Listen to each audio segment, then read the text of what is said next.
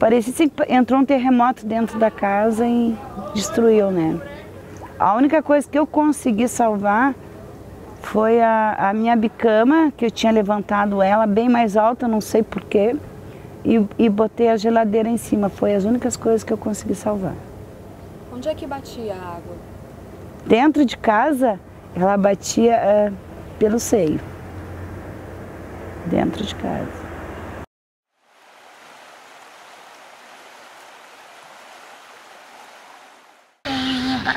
Cozinha, aqui em cima é um quarto, lá naquela coisa vermelha é um banheiro, aqui é uma sala e aqui é um corredor. Você sonha se mudar para uma casa assim? É.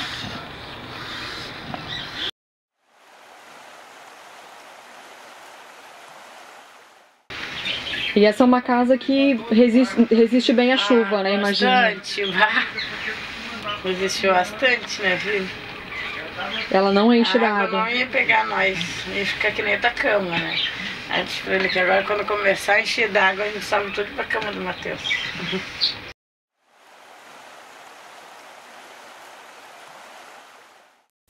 As famílias de Liane Farias, Rosimere Faleiro e Matheus moram em Porto Alegre.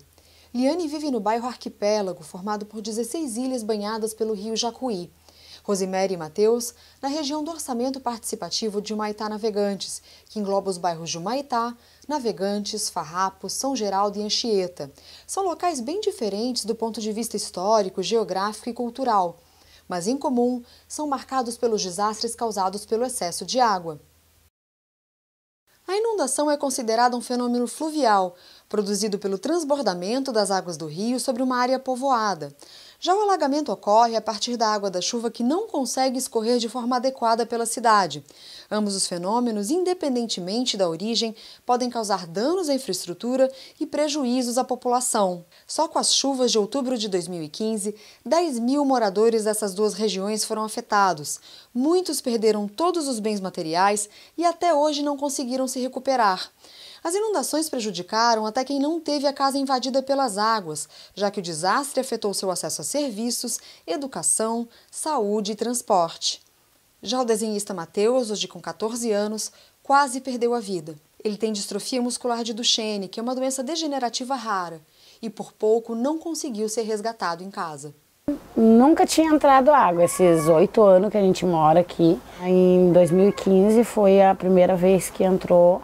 E entrou bem, e foi a época que o Matheus teve que botar tráqueo, que a gente quase perdeu ele entrou em coma, né? E a gente tentamos chamar SAMU, tentamos chamar brigada, tentamos chamar de tudo, que nada, que ninguém conseguia entrar para tirar ele, ninguém veio. Aí a nossa preocupação toda só era os aparelhos dele, o resto, eu disse, meu marido deixa que o resto a gente conquista de novo, agora esses aparelhos que não é fácil. Não foi o primeiro desastre desse tipo a entrar para a história de Porto Alegre. Em 1941, por exemplo, choveu tanto entre abril e maio que as águas chegaram a quase 5 metros de altura, desabrigando cerca de 70.000 pessoas, um quarto da população porto-alegrense à época. O pescador Alfredo Gonçalves, 97 anos, se lembra bem do ocorrido. E ficou meia dúzia de casas quando a enchente de 41. Depois que foi fazendo casa de novo. No arroio lá, essa primeira ponte aqui. Era de madeira, e botaram o gado todo em cima da ponte, a ponte não aguentou, foi tudo agora. Mas nem sempre as águas significaram destruição. Há muitos anos elas ajudaram a moldar a geografia da capital gaúcha, especialmente as ilhas que hoje formam o bairro Arquipélago. As ilhas foram criadas por grandes inundações. Grandes inundações que ao longo de milhares de anos vieram ocorrendo, formaram as ilhas, depositaram sedimentos e criaram aqueles condicionantes. Então, são áreas propícias à inundação. Pelo menos uma vez a cada 2, 3 anos, né, você pode ter uma inundação menor até uma inundação maior, que são aquelas que ocorrem com uma frequência, digamos, de uma vez a cada 20, 30 anos. Por exemplo, aquela cheia de 2015, se não me engano, ela teve um risco, em média, de ocorrer uma vez a cada 25 anos. Nas ilhas de Porto Alegre, as enchentes ocorrem naturalmente devido a uma série de dinâmicas do rio Jacuí e dos ventos. Podemos ver, conforme ilustram as setas que estão aqui sobre a representação cartográfica, que a água normalmente ela traz os excedentes pluviais, as chuvas, elas escoam neste sentido, até atingir a Lagoa dos Patos, aqui na parte sul da área representada. O que acontece é que frequentemente a natureza tem outras dinâmicas, tais como os ventos, que soprando do quadrante sul, provoca a elevação dos níveis da água, trazendo as consequências que já são conhecidas por todos, tanto na cidade de Porto Alegre, quanto e fundamentalmente pelos moradores da região. Sendo 20 metros lá no Taquari, aqui é 1 metro d'água. Tá? O rio é assim, é um caimento. A gente já está prevenindo se vai vir grande ou não vai vir. Tá? Segundo a professora Terezinha Carvalho, presidente do Museu das Ilhas, os primeiros habitantes já levavam em conta a proximidade das águas na hora de erguer suas casas. Anos depois, as construções de alvenaria passaram a ser o costume local, mas nem todos tinham recursos para fazê-las mais altas do que o nível das enchentes. E tem 3 formas de ocupação. A primeira foi por ranchinhos de capim e não foi na beirada do rio. Os ranchinhos de capim, eles aproveitavam os morros mais altos e ali eles iam construindo. Segundo, foi todos de palafita foram para a beira do rio. A terceira foi essa de já trazerem as construções, né? Os bairros integrantes da região de Humaitá Navegantes têm uma história de ocupação diferente. Até o começo dos anos 60, era possível ver cabeças de gado e plantações de arroz. A urbanização se deu quando indústrias e transportadoras passaram a se instalar no local e atrair trabalhadores do interior do estado, que formaram vilas como a dos ferroviários. Aqui essa parte daqui era um banhado, né? Hoje onde é o Humaitá, aqui, o bairro Humaitá, que é onde estão esses edifícios, esses empreendimentos de casas e condomínios, isso aqui era um grande banhado, né?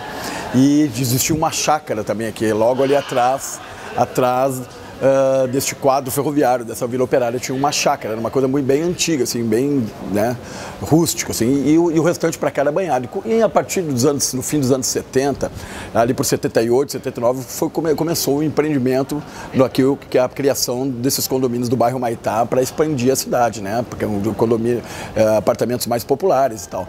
Meu pai, como estava no momento que estava se aposentando da rede ferroviária, adquiriu um apartamento e logo em seguida, quando concluíram as obras aqui e abriram os apartamentos, nós fomos a primeira, a segunda, entre a terceira família a chegar aqui, na diferença de 2, 3 dias de uma família para outra. Então, eu passei a minha infância toda aqui, eu vi todo o crescimento do bairro, a minha infância, minha adolescência, minha fase adulta. Hoje, o Parque Mascarenhas de Moraes, conhecido como Berço das Garças, ainda guarda um ar bucólico. Mas em volta dele, a paisagem mostra que os tempos são outros. A área se tornou valorizada por estar próxima ao aeroporto de Porto Alegre e a 3 rodovias federais. Por isso, cada vez mais prédios de classe média alta são construídos na região, que também é sede da Arena do Grêmio. Os moradores mais pobres, no entanto, reclamam que essa valorização não se refletiu em benefícios. Nós estamos lutando por quê? Por uma creche digna, por uma escola digna, por uma moradia digna e pelo mercado que nós não temos. Nós não temos uma segurança boa. Nós temos o quê? Nós temos na arena, nós temos 10 mil soldados para botar na arena. E por que para trabalhar para nós, como moradores, como usuário, como pagador do dia a dia, nós não temos um brigadeiro a nosso favor? Nós queremos as bocas de lobo limpa, nós queremos um esgoto com mais capacidade de escoação.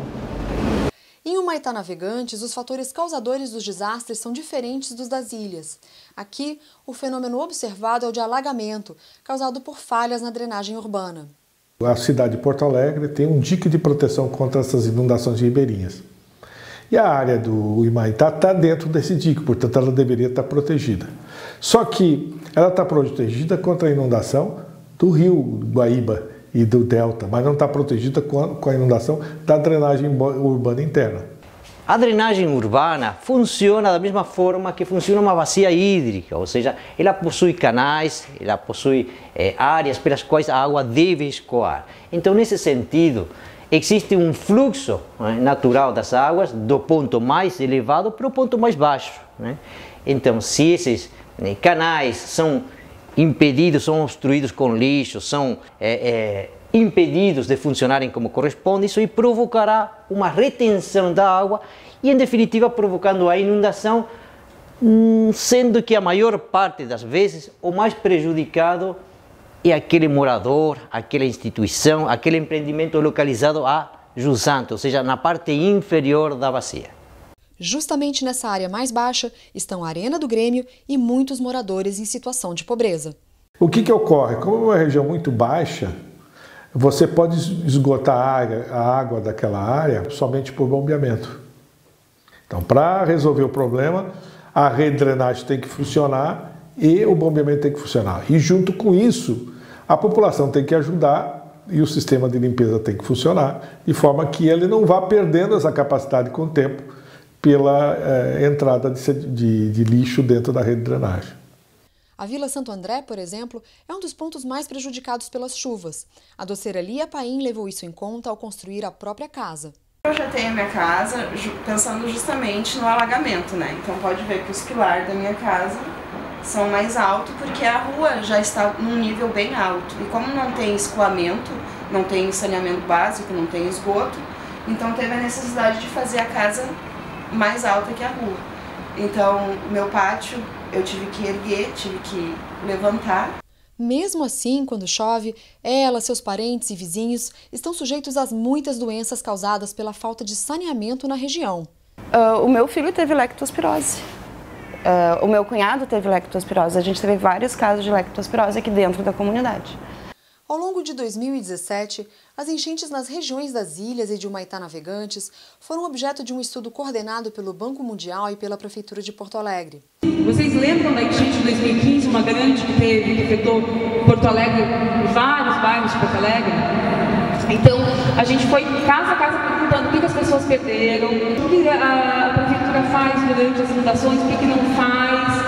A pesquisa Convivendo com as Inundações, um estudo para construir resiliência com as comunidades de Porto Alegre, faz parte do Programa de Gestão de Riscos de Desastres do Banco. Esse programa engloba projetos e relatórios que buscam ajudar a população a enfrentar os desastres com menos perdas e maior capacidade de recuperação. O trabalho de gestão de risco de desastres, ele envolve 3 fases, 3 grandes momentos, que são a prevenção antes do desastre, a resposta, que é logo depois, e a recuperação, que é depois do desastre. Nos países em desenvolvimento, como no Brasil, o problema é que a maior parte dos esforços de gestão de risco de desastre, ele se concentra só na parte de resposta, logo depois do desastre. É preciso investir mais na parte de prevenção e na parte de recuperação, porque é provado que investir nessas 2 fases traz melhores resultados. No Brasil, o estudo em Porto Alegre foi o trabalho que mais detalhou os diversos impactos sociais sofridos pelas populações atingidas por inundações ou alagamentos.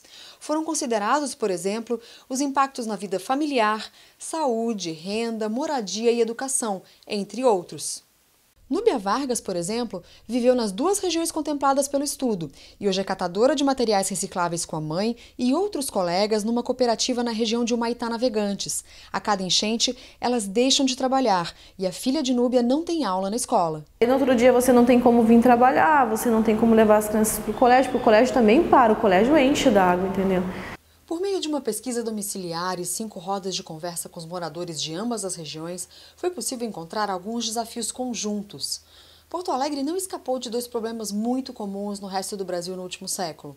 O primeiro deles foi o crescimento exponencial e desordenado das cidades.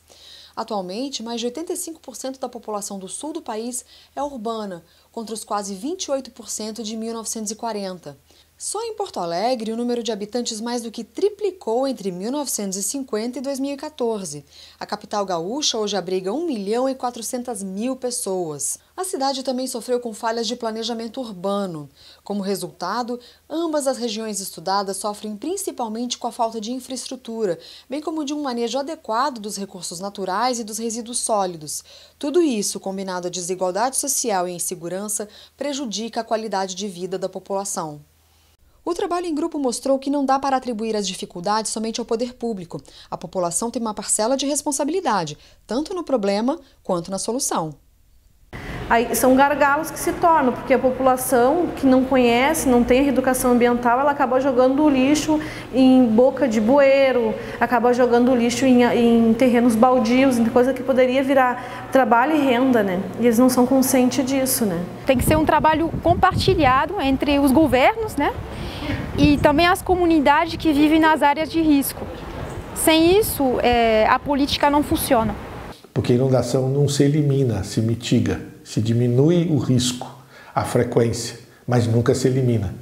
Outras medidas não estruturais, que é conviver com o rio, a principal delas, nesse caso, é o alerta.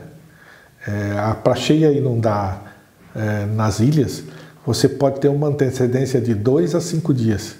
Se você tiver esse alerta e tornar ele o mais acessível à população durante o período de cheia, você vai trazer um grande benefício, porque essas pessoas podem ser retiradas antes que a cheia chegue, né, das suas habitações. Se ela estiver protegida, a propriedade fica protegida, apesar do roubo, né, o perigo do roubo, mas ele não vai estar sendo atingido pessoalmente. Olha, na minha opinião, tem que voltar ao passado. As palafitas, principalmente os que estão em área de risco mesmo, né? Tem que ser casas altas. Não precisa nem ser palafita. Quem tem condições de fazer de material, faça bem alto. A gente tem a casa de bombas ali, né? Até onde eu sei, não sei se é uma fonte segura, né? Diz que arrumaram, mas não sei se isso é verídico, né? Eu acho que em primeiro lugar teria que ser feito arrumar as ruas. As ruas, depois, claro, o esgoto, né? Porque ninguém tem esgoto aqui. Apesar dos problemas existentes nas regiões do estudo, é possível encontrar bons motivos para morar nelas. Eu gosto muito daqui. Quando a gente viemos para cá, isso daqui era mais agitado, bem mais agitado. Mas agora a gente se acostumou e agora está num lugar bem tranquilo para se viver. Pelo menos na minha área aqui, como a gente não sai para outros lados, para nós aqui, os hospital dele, é bem mais pertinho para nós daqui, né? Todo mundo conhece a gente aqui já. Eu saí 3 vezes das ilhas, em menos de um mês eu voltei, porque senti falta do cheiro da ilha.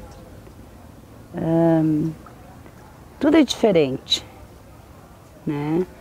Se está muito calor lá em Porto Alegre, nas ilhas está fresquinho. Quando está muito frio para lá, aqui está quentinho. É bem diferenciado mesmo. A população espera que o estudo Convivendo com as Inundações seja uma nova etapa na construção de uma cidade mais resiliente, especialmente para as pessoas que mais sofrem com inundações e alagamentos.